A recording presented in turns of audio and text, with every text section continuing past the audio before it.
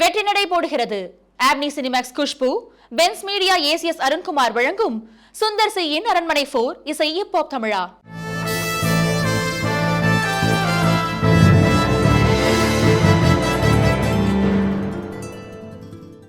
சினிமாவோட encyclopedia Chitralakshman sir. முக்கியமா என்னோட அமிதாப் மாமா ஃபேவரட் கேரக்டர் சார் எனக்கு. ஏன்னா அந்த லைஃப்ல வந்து நீங்க அமிதாப் மாமா வந்து என் ஃப்ரெண்டா இருந்தான். என் ஸ்கூல்ல படிக்கும் போது நான் வந்து ஒரு பையனை மாட்டி விட்டு எங்க கிளாஸ் மாஸ்டர் அடி வாங்க வச்சிருக்கேன். நான் நண்பர் சொன்னார், ரொம்ப நல்ல விஷயம்.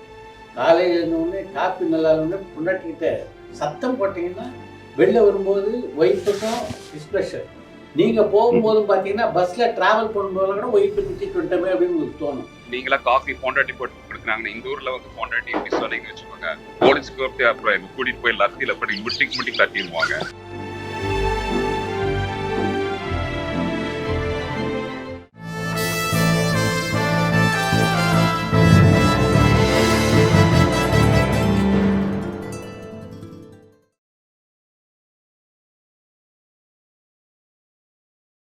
வணக்கம், சொல்லுங்க. வணக்கம் சார். சினிமாவோட என்சைக்ளோபீடியா சித்ராலட்சுமன் சார். வணக்கம் சார். அண்ட் மல்டி டேலண்டட் இளவரசி சார். வணக்கம் சார். ரொம்ப சந்தோஷம். என் பேர் சந்தோஷ், நியூசிலாந்துல இருந்து கால் பண்றேன். டெய்லி காலையில சாரோட இன்டர்வியூஸ் வந்து போட்டு ரேடியோல போட்டு ட்ரை பண்ணிட்டு கேட்டுட்டே தான் எங்க டைம் ஸ்டார்ட் ஆகும். ஏன்னா நியூசிலாந்துல டைம் டிஃப்ரென்ஸ் வேற. கனெக்டிவிட்டி ஃபுல்லா சினிமா பத்தின ஃபுல் அப்டேட்ஸும் சார் மூலியமா தான் பார்க்க முடியுது. அது ரொம்ப சந்தோஷமான விஷயம். அண்ட் மோரோவர் இன்னொரு சந்தோஷமான விஷயம்னா, உங்களுக்கு வந்து கண்டிப்பா ஒரு டாக்டர் போட்டோ கொடுக்கணும். இவ்வளோ பெரிய டாக்குமெண்ட்ரி ஒன்று பண்றீங்க. ஏன்னா சிம்பிளான விஷயம் இல்லை. நீங்க முன்னாடி சொன்ன மாதிரி ஒரு 500 பேர், கிட்டத்தட்ட 500 பேருன்றது ஒருத்தர் ஒரு பயோபிக் எடுத்த மாதிரி உங்க இன்டர்வியூஸ். அவங்க ஒருத்தரையும் ஒரு ஹீரோவா நீங்க காமிச்சிருக்கீங்க. அப்படிதான் நான் பாக்குறேன். அவங்களோட லைஃப் இப்போ இளவரசி சார் சொன்ன மாதிரி எவ்வளவு கஷ்டப்பட்டு வந்தாங்க, பாக்யராஜ் சார் எவ்வளவு கஷ்டப்பட்டு வந்தாங்க, அது மாதிரி அவங்க மாதிரி பெரிய டெக்னீஷியன்ஸ்ல இருந்து இப்ப வந்து அப்கமிங் ஜென்ரேஷன் வரைக்கும் ஈக்குவலா உட்காந்து நீங்க வந்து பொறுமையா கேக்குறீங்க. அது மாதிரி இன்டர்வியூஸ் வந்து இது வரைக்கும் யாருமே வந்து பண்ணதா தெரியல. பெரிய டெலிவிஷன்லயோ நிறைய பேர் பண்றாங்க ஆங்கர்ஸ். பட் அவங்களாம் அதுக்கு முன்னாடி உங்ககிட்ட கத்துக்கணும்னு நினைக்கிறேன். நீங்க வந்து கலைஞர்களை பேச விட்டு நீங்க பாக்குறீங்க. அவங்க கிட்ட இந்த முழு இன்ஃபர்மேஷனை வந்து எல்லாருக்கும் தெரியப்படுத்துறீங்க. அது ரொம்ப சந்தோஷமா இருக்கு. குறுக்கே எதுவும் கேட்காம அது ஒரு படமே பார்த்த மாதிரி இருக்கு. டெய்லி ஒரு படம் நான் பாக்குறேன், ஒரு பயோபிக் பாக்குறேன். அதுவும் எல்லா கலைஞர்களும் பார்க்கும்போது ரொம்ப சந்தோஷமா இருக்கு.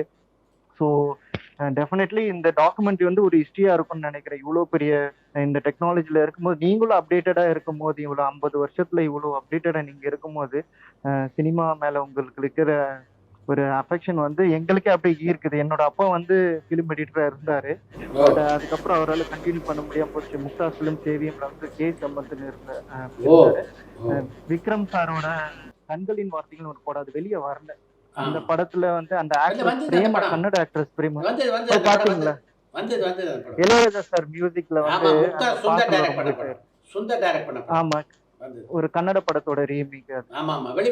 ஸோ அதுலதான் அப்பா வந்து முழு நேர எடிட்டரா இருந்தார், கே சம்பத்ன்னு சொல்லிட்டு. விக்கிபீடியால கூட அதை எடுத்து பார்த்துட்டு கூட தங்கச்சிகளை காமிப்பேன். ஸோ அப்படி இருந்து வந்ததுனால ஸோ நேருக்கு நேர் படம், இந்த படம்லாம் வந்து முக்தா பிலிம்ஸ்ல வந்து ஃபர்ஸ்ட் ஸ்கிரீன் பண்ணுவாங்க இல்லையா? ஸோ அப்போ வந்து சின்ன வயசுல நான் 10th படிக்கிறேன். அப்போ போய் பார்த்த ஞாபகம் இருந்தது. ஸோ சினிமால இருந்து ரொம்ப அட்டாச்மெண்ட். பட் என்னால அதுக்குள்ள போக முடியாத மாதிரி சுச்சுவேஷன், ஃபேமிலி சுச்சுவேஷன் எல்லாம் படிச்சு மேல வரணுன்றதா இருந்தது. பட் பார்ட் டைம் ஜாப் வந்து வெறுக்கம்பாக்கத்துல வந்து இந்த ஆக்டிங், அந்த ஸ்டூடியோ இருக்கு இல்லையா, அந்த ஸ்டூடியோ பேரு ஞாபகம் இல்லை. ஸோ அந்த ஸ்டூடியோல வந்து ஜூனியர் ஆர்டிஸ்டால போய் நின்று இருக்கேன். ஸோ சினிமா மேல அவ்வளோ இன்ட்ரெஸ்ட். ஸோ இங்க இன்ஜினியரா இருக்கேன். பட் ஸ்டில் எவ்ரிடே வந்து நான் அட்லீஸ்ட் ஒரு 2 படமாவது பாத்துறேன். நேத்தி கூட சாரோட சதுரங்க வேட்டை ஒரு 25வது தடவை பார்க்கும்போது நினைச்சிருந்தேன், சார் என்ன ஆக்டர் இவர். எனக்கு வந்து இன்டர்வியூ பாக்குற வரைக்கும் அவர் வந்து சினிமோட்டோகிராஃபர்னு எனக்கு தெரியாது. ஸோ சாரோட அந்த சினிமோட்டோகிராஃபின்னு பார்த்துட்டு சார் இவ்வளவு பொற்காலம் படத்துல இருந்து இப்போ வரைக்கும் ஒரு ஆக்டிங், ஈவன் அவரோட ஃபேஸ் ஒரு மீம்ல கூட இருக்கும். இப்போ வரைக்கும் அவர் இப்படி வச்சு சிரிக்கிற மாதிரி ஒரு ஃபேஸ் ஒரு மீம்ல இருக்கும். மசாலா காஃபி படத்துல ஒரு சீன். ஸோ ஆமா ஆமா பயங்கரமான என்டர்டைனரா சார். ஸோ இப்போ சார் வந்து சொன்னார் படம் பண்ண போறேன்னு சொல்லிட்டு, நான் எப்படியா தேடி உங்களை வந்து சந்திச்சு ஒரு அசிஸ்டண்டா அசிஸ்டன்ட் டைரக்டர். ஆசைப்படுறேன். So and one more request sir, உங்க 2 பேரும் கண்டிப்பா நீங்க எப்பயாவது நியூசிலாந்து வரணும்னா உங்க 2 பேரும் ஹோஸ்ட் பண்ணணும்னு எனக்கு ரொம்ப ஆசை. எங்க ஃபேமிலிக்கும் ரொம்ப ஆசை. ஸோ அண்ட் என்னோட ஒய்ஃப் வந்து தமிழ் தெரியாது, ஆனா அவங்க வந்து தமிழ் படம்லாம் விரும்பி பார்ப்பாங்க. நேற்றுக்கு சதுர இன்டர்வியூ பார்க்கும்போது அவரோட ஆக்டிங் கூட ரசிச்சாங்க அவங்க. இப்போ ரொம்ப சந்தோஷமா இருக்கு. ஒரே ஒரு கேள்வி மட்டும் கேட்டுக்கிறேன், சாரி உங்க டைம் எடுத்ததுக்கு.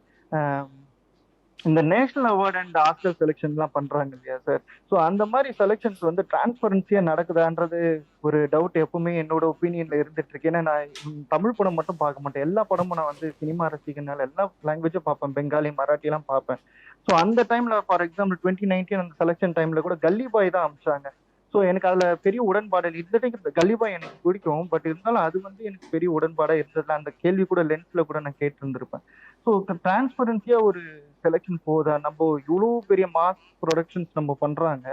ஸோ எங்கேயாவது நம்ம டேலண்ட் வந்து அது வீணாகப்படுறப்போ, உலக லெவல்ல தெரிய முடியாத மாதிரி ஆயிடுறப்போ அது ரொம்ப கஷ்டமா இருக்கு. ஏன்னா கொரியன் மூவிஸ் வந்து அவங்க மூவிஸ்ல எனக்கு தெரிஞ்சு அந்த பாராசைட் படம் வந்து கூட அந்த படத்துல வர அந்த கண்டென்ட் வந்து அந்த டெக்னிக்கலா அந்த மூவி இருக்காது சார். ஆனா வந்து அந்த கண்டென்ட் வந்து ஓரியன்டா ஒரு படம் ஒரு இன்ட்ரெஸ்டிங்கா வச்சிருக்கேன். அது மாதிரி படம் நிறைய தமிழ் படத்துலயும் நிறைய வந்திருக்கு. ஆக்சுவலா அது தமிழ் சார் பண்ணாதெல்லாம் ஒண்ணுமே கிடையாது.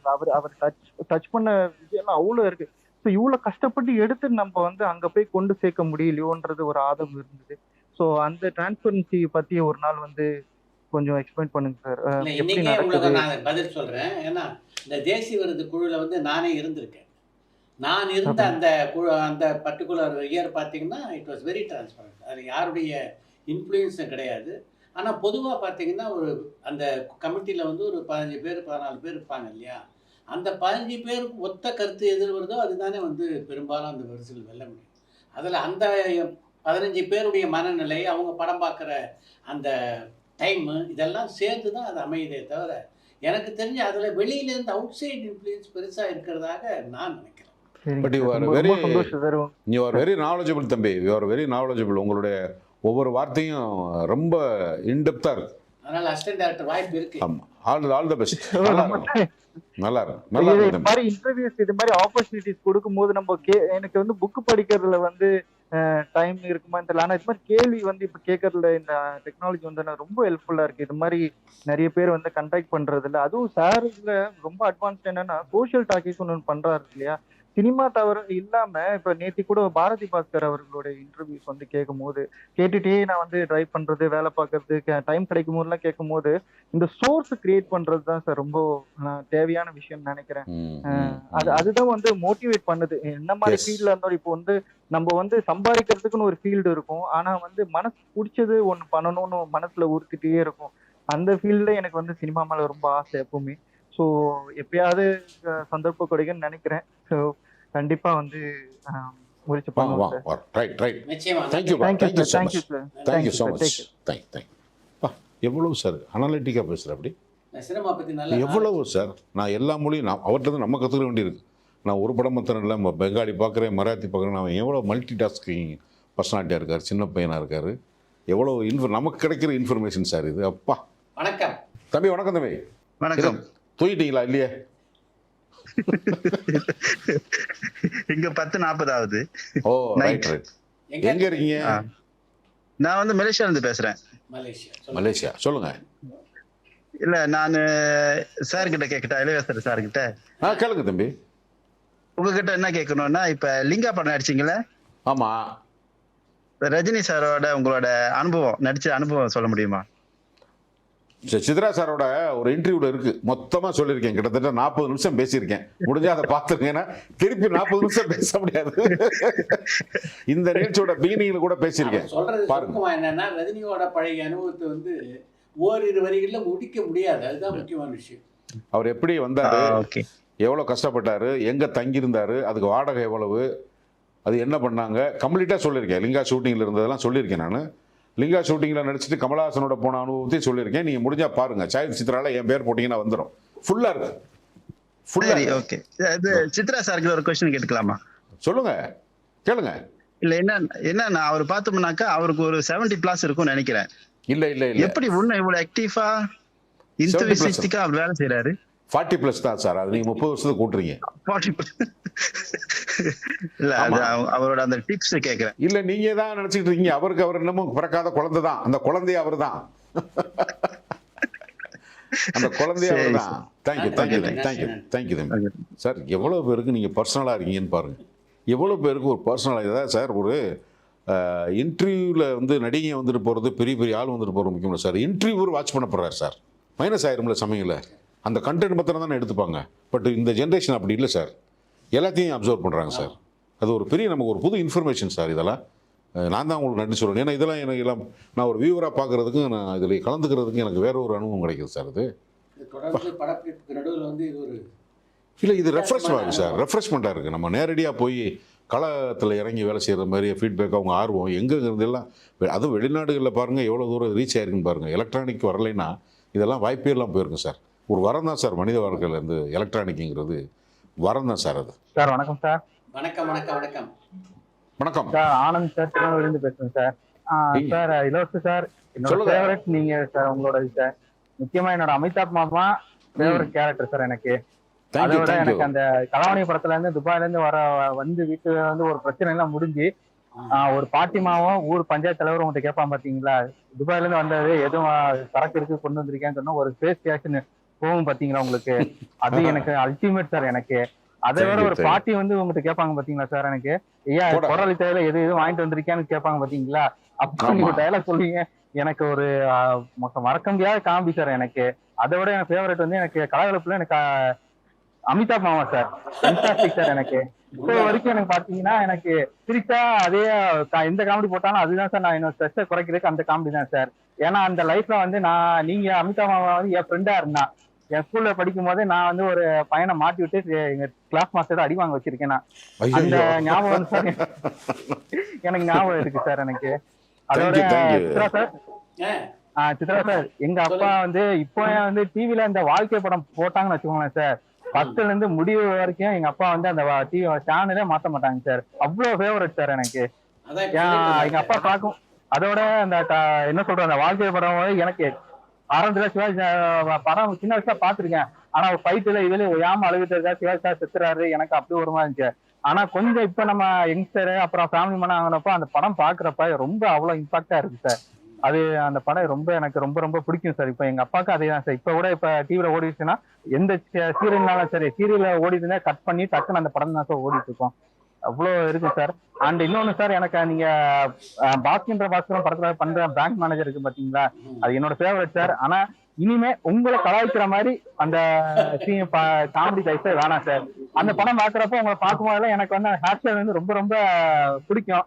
ஆனா ஓகே அந்த கேரக்டர் ஓகே. ஆனா இதுக்கப்புறம் நீங்க சாய் சித்ரா நீங்க ஸ்டார்ட் பண்ணீங்க பாத்தீங்களா, அதுல இருந்து உங்க மேல எனக்கு ரொம்ப மரியாதையா இருக்கு சார். இனிமே உங்களை யாராவது கலாய்க்கிற மாதிரி திட்டுற மாதிரி ஏதாவது காமெடி வந்துச்சுன்னா தயவுசெய்து பண்ணாங்க சார். எனக்கு அது எனக்கு பாக்குறதுக்கு ஒரு மாதிரியா இருக்கு சார் எனக்கு. அதனால கொஞ்சம் பாத்துக்கோங்க சார். ரொம்ப நன்றி. Right sir. ஒண்ணு சொல்லிக்கிறேன் சார். நான் வந்து லென்ஸ் ஒரு கேள்வி ஒண்ணு ரெகுலரா அவங்க போட்டிருக்கேன், ஞாபகம் இருக்கான்னு தெரியல. நம்ம பாரதியா சார் வந்து எதுக்கு வந்து ரெகுலரா காமெடி படம் பண்ணதில்லைன்ட்டு நான் உங்கள்கிட்ட ஒரு கேள்வி கேட்டிருந்தேன், ஞாபகம் இருக்கா இல்லையான்னு தெரியல. ஆனா அது நான் தான் சார் கேட்டிருக்கேன்.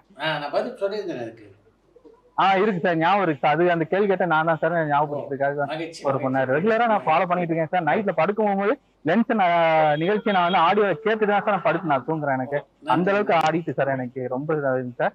கண்டினியூஸா நீங்க பண்ணுங்க சார். நீங்க நல்லா thank you sir. Thank you sir. Thank you sir. Thank you. பாருங்க என்ன ஃபீட்பேக், லைவ் ஃபீட்பேக் எவ்வளோ அட்டாச்சாக பேசுகிறார் பாருங்க சார். சாய் சித்ரா உங்களை கிண்டல் பண்ணக்கூடாதுன்றார். அது அவருக்கு வந்து அதை தான் சொல்கிறேன். அப்போ என்ன அது வந்து என்ன இமேஜை உருவாக்கியிருக்குன்னு பாருங்க சார். வணக்கம் சித்ரா சார். வணக்கம் இளவரசர் sir. This is Saravanan from San Francisco. With me I have Hope. Anyway, we are supposed to walk that week. Morning இருக்கு, நாளைக்கு நம்ம டாக் வாக்கிங் போறோம். சரி, உங்களுக்கு ஒரு நன்றி சொல்லணும் சார் சித்ரா சார். நீங்க இந்த போர்ட்டல் ஆரம்பிச்சு எங்களுக்கு நாங்களாம் சினிமா பத்தி எங்களுக்கு என்ன தெரியும் சொல்லுங்க. நாங்க ஊரா போய் நாடா போய் பொழப்புக்காக போயிருக்கோம்.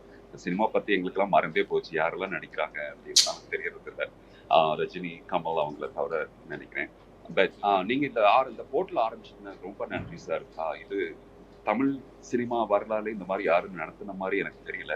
ஏன்னா உங்க இன்டர்வியூஸ் மூலமா நிறைய நட்சத்திரங்களை பத்தி கேட்கிறோம், என்னென்னலாம் பண்ணியிருக்காங்க அப்படின்லாம் கேட்டிருக்கோம். உங்களுக்கு ரொம்ப நன்றி சார், சித்ரா சார். எஸ், உங்களுக்கு ரொம்ப நன்றி. அப்புறம் இளவரசர் சார், உங்ககிட்ட ஒரு வடிவேல் சார் பத்தி கேட்கிறோம். நீங்க சொன்னீங்க வடிவேல் சார் வந்து ரொம்ப டேலண்டட் அப்படின்னு சொல்லிருந்தீங்க. ஆனா அவருக்கு ஏன் இந்த மாதிரி எல்லாம் பிரச்சனை நடந்து ரொம்ப படம்லாம் நடிக்காம போயிட்டாருன்னு எனக்கு ரொம்ப வருத்தமா இருந்தது. ஏன்னா இங்க இருக்கிற போது எங்களுக்கு என்ன நடக்குதுன்னு தெரியறதில்ல. But why happens to a lot of artists in Tamil industry? திடீர்னு காணாம போயிடுறாங்க, அவங்க எல்லாம் நடிக்க வர மாட்டேங்கிறாங்க. ஏன் இப்படி நடக்குது? இல்லை அது ஆக்டர் வடிவிலோட யாருக்கும் இப்போ உங்களுடைய ஆதங்கம் தான் எங்களுக்கும். பர்சனலாக ஒவ்வொருத்தருக்கும் ஒவ்வொரு விதமான பிஹேவியர் இருக்குது, ஒவ்வொரு விதமான எமோஷனல் எக்ஸ்பிரஷன்ஸ் இருக்குது. ஒரு இண்டஸ்ட்ரி அவங்கள எப்படி பார்க்குது, அவங்க எப்படி பழகிறாங்கிறது ஸ்க்ரீனுக்கு வெளியில் இருக்கக்கூடிய விஷயங்கள் அது. ஸோ அது எல்லாருக்குமே அது அப் அண்ட் டவுன்ன்றது, பீக்குன்றது எப்போவுமே ஒரே மாதிரி இருக்காது, எப்போ பார்த்தாலும் ஒரே மாதிரி இருக்காது. அப் அண்ட் டவுன்ஸ் இருக்கிறதுன்றது நம்மளோட வாழ்வையோட ஒரு யதார்த்தமான விஷயம் தானே. அது திரும்ப வர முடியும். அவர் இஸ் மல்டி டேலண்டட் கை, வந்து மோஸ்ட்லி நீடட் பர்சனாலிட்டி. அது பர்சனல் வேறு, ப்ரொஃபஷனல் வேறு. இப்போ நீங்கள் என்னைக்கு வேணாலும் வடிவேல் மேலே உங்களுக்கு இந்த லவ் இருக்கிற காரணம் அவரோட acting skill. Definitely, sir. So, அதனால இது second question I'll ask and I'll leave you alone. Second question is that, இப்போ நடிகர்கள் நடிக்கிறாங்க, அவங்களுக்கு வாழ்வாதாரம் நிறைய படம் நடிச்சுட்டே இருந்தாதான் அவங்களுக்கு இன்கம் இருக்கும் இல்லையா? இப்போ ஃபுல் டைம் ப்ரொஃபஷனல் ஆக்டிங் யாராவது வந்துட்டாங்கன்னா அவங்களுக்கு வந்து கண்டிப்பா வந்து projects after projects and projects so that they can have income flow இருக்கணும் இல்லையா? அப்படி நிறைய பேர் வர்றாங்க, ஒரு படம் நடிக்கிறாங்க, 2 படம் நடிக்கிறாங்க, அப்புறம் காணாம போயிடுறாங்க. அவங்களுக்கெல்லாம் எப்படி அவங்கள பாதுகாத்துக்கிறாங்க, இல்லை அவங்கள எப்படி பார்த்துக்கிறாங்க? How is it possible for them to sustain all these years without acting? என்ன கேட்டிங்கன்னா, நான் சஸ்டெயின் பண்ணுறதுக்காக எந்த ஒரு முயற்சியும் பண்ணல. எனக்கு வேலை வந்துக்கிட்டே இருக்கு, நான் போயிட்டே இருக்கேன், ஃப்ளோ போயிட்டுருக்கு. எனக்கு சினிமாவை தவிர வேறு ஒன்றும் தெரியாது. அது நான் அப்படி மேலே தான் கை காமிக்கணும். எனக்கு ஏன் அப்படி நடக்குதுன்னு கேள்வி கேட்டால் அதுக்கு நான் என்ன பண்ணுறேன்னா, நான் என்னால் யாருக்கும் ப்ராப்ளம் இல்லாமல் பார்த்துக்கிறேன். ஏன்னா இப்போ ப்ராப்ளம் நான் பண்ண ஆரம்பிச்சேன்னா நானே எனக்கு எதிராக நடந்துக்கிறேன்னு அர்த்தம். நான் மற்றவங்கள ட்ரபிள் பண்ணுறதுன்றது வந்து சும்மா பேசிக்கலாமே தவிர, ஆக்சுவலாக நான் என்னை தொந்தரவு பண்ணேன்னா நான் தான் என்னையை ட்ரபிள் பண்ணிக்கிறேன். அப்படி தான். அதனால் நம்ம வந்து நம்மளால் ட்ரபிள் இல்லை, கூப்பிட்ட நேரத்துக்கு வருவான் அப்படிங்கிற ஒரு நம்பிக்கையை நம்ம கொடுத்தோம்னா we can sustain.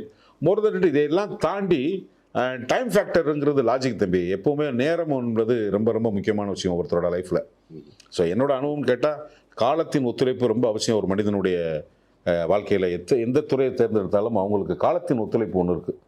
So time factor is the most valid. அதுதான் ரீசன். பட் எப்படியாவது நம்ம சர்வே ஆகிடுவாங்க. நிறைய பேர் இந்த கொஸ்டினுக்குள்ள உங்கள் கேள்விகளை 1,00,000 பேர் இருக்கிறான். உங்கள் கேள்வி ஒரு கேள்வி மாத்திரம் இல்லை, அது ஒரு பெரிய 1,00,000 பேரோட வாழ்க்கையை பற்றி கேட்குறீங்க. ஏதோ ஒரு வகையில் உலகம் இயங்குது. இப்படியே நிறைய பேர் இப்படியே தங்களை சமாளிச்சுக்கிறாங்க. இது என்னோட கொஸ்டின். இந்த கொஸ்டினுக்கு சித்ரா சார் என்ன ஆன்சர் பண்ணுறான்னு தெரிஞ்சுக்கிறதுக்கு நான் ஆர்வமாக இருக்கேன். கேட்போமே. Same question passed Chitra sir. Thank you sir. சொல்லுங்க சித்ரா சார். இல்லை, ஒரு நடிகர் சஸ்டெயின் பண்ணணும் அப்படின்னா அவங்களுடைய திறமை மட்டும் அதுக்கு காரணமாக அமையாது. திறமையை தாண்டி சில விஷயங்கள் இருக்குது. சினிமாவை பொறுத்த வரைக்கும் எல்லாருக்கும் பீஸ்ஃபுல்லாக சினிமா எடுக்கணுன்றது தான் ரொம்ப பெரிய ஆசை. நீங்கள் திறமைசாலியாக இருக்கலாம், ஆனால் சின்ன சின்ன பிரச்சனைகள் உங்களால் வந்துக்கிட்டே இருக்குன்னா வேணாம்ப்பா, கொஞ்சம் கம்மியான திறமை இருந்தால் கூட பரவாயில்ல, அவரோட பயணிக்கலாம் அப்படின்னு நினைப்போம். திறமைக்கு கூடவே எல்லாருக்கும் இப்போ வந்து இளவரசர் சொன்னார்ல, அவருக்கு மாறுபட்ட ஒரு விஷயம் சரியாகவே இந்த ஷார்ட் இல்லைன்னா கூட அது எவ்வளோ பக்குவமாக எடுத்து சொல்லி, ஏன்னா வேலை நடக்கணுமே தவிர தப்பு களையப்படணும். அதை எப்படி சுட்டி காட்டுறோம் அப்படின்றது ரொம்ப முக்கியம். நாசுக்காக சுட்டி காட்டினா தப்பும் தீர்ந்துடும், அதே நேரத்தில் பிரச்சனையும் இருக்காது, ஸ்மூத்தாக ஷூட்டிங் நடக்கும். இவர் இதை ஹார்ஷாக சொன்னால் அந்த இயக்குனருக்கு இவர் மேலே என்ன அபிப்பிராயம் வரும்? இவரோட பயணிக்கிறது கஷ்டம், ஏன்னா காலையிலேருந்து வந்தவுடனே இது தப்பு அது தப்புன்னு சொல்லிட்டே இருப்பார் அப்படின்ல தோணும். அதனால் அது ரொம்ப முக்கியம். திறமையை தாண்டி எல்லார்கிட்டையும் இந்த ஃப்ளெக்சிபிலிட்டி தான் ரொம்ப முக்கியமான விஷயம் அப்படின்னு நினைக்கிறேன். எந்த துறையாக இருந்தாலும் நீங்கள் ஃப்ளெக்சிபிளாக இருக்கிறது ரொம்ப முக்கியம். எதையுமே சீராக அணிங்கன்னா, அதாவது ஒரு நண்பர் சொன்னார், ரொம்ப நல்ல விஷயம். காலையில் இருந்தோடனே காப்பி நல்லா இருந்தோடனே பொண்டாட்டிக்கிட்ட சத்தம் போட்டிங்கன்னா வெளில வரும்போது ஒய்ஃபுக்கும் டிஸ்ப்ளஷர். நீங்கள் போகும்போதும் பார்த்தீங்கன்னா பஸ்ஸில் ட்ராவல் பண்ணும்போது கூட ஒய்ஃபை திட்டிட்டு வந்துட்டோமே அப்படின்னு உங்களுக்கு தோணும்.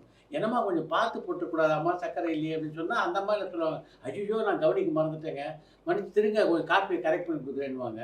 இப்போ அவங்களுக்கும் ப்ளசண்ட் ஆகிடும், உங்களுக்கும் ப்ளசண்ட் ஆகிடும். அப்படி ஒரு ப்ளசன்ட்ரீஸை பரிமாறிக்கிட்டா நல்லது. தம்பி காஃபி வீட்டில் சரியா இல்லைன்னா இப்படி தான் நடந்துக்கணும்னு பார்த்துக்குங்க. காலையில் எந்திரிச்சு சான் பிரான்சிஸ்கோ. சார் உங்க நாட்டுல தான் சார் நீங்களா காஃபி பொண்டாட்டி போட்டு கொடுக்குறாங்க. இந்த ஊர்ல வந்து பொண்டாட்டி எப்படி சொன்னீங்க வச்சுக்கோங்க, போலீஸ் கூப்பிட்டு அப்புறம் கூட்டிட்டு போய் லத்தியில போய் முட்டி கட்டிடுவாங்க. அப்புறம் நம்ம ஊர்ல தான் இந்த ஏமாத்துக்கிறாம பொம்பளைகள் வந்து பெண்களை வந்து எப்படி கீழ்த்தரம் நடத்துறாங்க சார், அடிமை மாதிரி நடத்துறாங்க சார். எனக்கு ஒரு விஷயம் சொல்றேன், தினமும் என் ஒய்ஃபே காப்பி போட்டுத்தோம்னா நான் எதிர்பார்க்கறது இல்லை. சில நாள் நான் காப்பி போட்டு அவங்க காப்பி சாப்பிட மாட்டாங்க, அவங்க சாக்லேட் ட்ரிங்க் தான் சாப்பிடுவாங்க. அதனால அவங்க அடிக்காமையே நான் அவங்களுக்கு பண்ணி கொடுத்துருக்கேன். பட் நீங்க ரொம்ப ஒரு வெஸ்டர்ன் ஆக்டர் லுக்ல இருக்கீங்களா? இந்த ஒயிட் என்ன நீங்க போட்டீங்களா இயல்பாவே இருக்கா மேல இருக்க ஒயிட்? சார் வயசாகி போச்சு சார், எனக்கு 51 வயசாகுது. அவ்வளவுதானே எல்லாம் வருது சார். இந்த நாட்டெல்லாம் கேக்குறாங்க என்னங்க உங்களுக்கு எல்லாம் இப்படி இது டை அடிச்சுக்கிறீங்களான்னா கேக்குறாங்க. நான் சொன்னா இல்ல சார், நான் வந்து ஒரு பட்டர்ஃப்ளை மாதிரி அப்படியே மாறிட்டே இருக்கேன். இந்த வயசாகும் போது அப்படி மாறுது. அப்ப பாத்துட்டு அப்படியே வாழ்க்கையில எப்படி இருக்குதா அப்படிதான் இருக்குது. நான் என்ன பாத்துக்கிட்டு இல்ல, நீங்க தான் பாக்குறீங்க என்ன, நான் இதெல்லாம் பாக்குறதே கிடையாது அப்படின்னு சொல்றேன். அதுதான் என்னுடைய ஆப்ஷன், என்னுடைய opinion R my observation about my changing.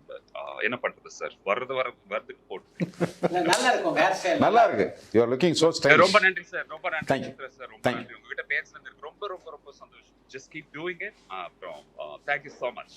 Thank you தம்பி, தேங்க்யூ. அவர் வாய்ஸ் மாடுலேஷன்லாம் பார்த்தீங்கன்னா சார் இல்லை எப்படி இவர் மாதிரி யாரோ அந்த ஒரு இந்த ஆக்டர் இருப்பார் சார் வெஸ்டர்னில், ஒரு ஜீன் ஆக்மனா இல்லையே, அவர் ஒரு ஹாரிசன் ஃபோர்டு லுக்கில் இருக்கார். அந்த stroke white Kamal sir big boss voice மாடுலேஷனே வேற மாதிரி இருக்கார். கௌதம் மேனன் சார் வந்து சொன்னார்